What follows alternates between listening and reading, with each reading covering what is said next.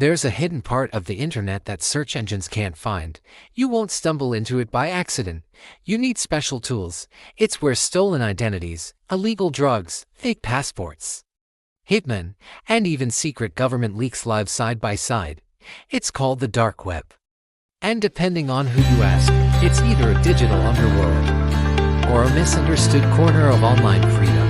But what is the dark web, really? Who uses it? And most importantly, should you be afraid of it? Let's shine a light into the shadows. The dark web is a part of the internet that's intentionally hidden. It's not indexed by Google and Bing or any normal search engine. To access it, you need special software, most commonly the Tor browser. Tor stands for the onion router. It bounces your connection through layers of encrypted servers around the world, making your activity hard to trace. Once you're in, you can visit onion websites, which look like random strings of letters. Not your average, but let's be clear, the dark web is not the same as the deep web. The deep web includes things like private emails, medical records, or anything behind a login, totally normal. The dark web is just a tiny part of that, but it's the part that's hidden on purpose. Here's where things get complicated. On one side, the dark web is home to some disturbing stuff. Black markets selling drugs, weapons, and stolen data. Hacking forums and leaked passwords. Illegal services like fake IDs or worse, but not everything is evil. The dark web is also used by whistleblowers sharing documents about themselves, journalists protecting sources, citizens in authoritarian countries escaping censorship. In fact, organizations like the New York Times and BBC ambition, onion sites to allow security, communication. So the dark web isn't inherently criminal. It's just anonymous. And like in the anonymous place, it tracks both the brave and the dangerous. Here's the truth. Accessing the dark web is not illegal in most countries. It's what we do there.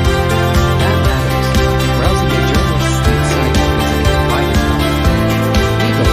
Finding stolen credit cards or malware.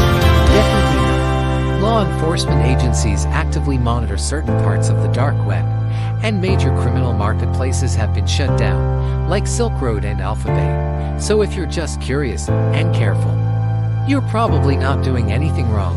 But if you poke around in the wrong corners, you might be watched without even knowing it. So, should you be afraid? Technically, no. The dark web won't infect your computer just by opening it. But you should absolutely be cautious. Here's why. Many onion sites are moderated, so scams, malware, and phishing links are everywhere. Some marketplaces are set up just to steal your crypto. Even downloading a file can expose your IP if your Tor settings are not secure. And worst of all, you might see content you really didn't want to see. The biggest danger, thinking you're anonymous when you're not.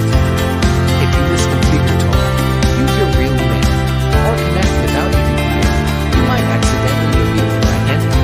The dark web is like a back alley in the city. You can go there, but don't go alone, and don't trust me. Despite the fear of this, the dark web plays an important role in today's world. It offers a safe space for people under surveillance, for activists, and for those who need true digital rights. It's also a living reminder that freedom and danger often come hand in hand. Like fire, it can warm or destroy, depending on how it's used.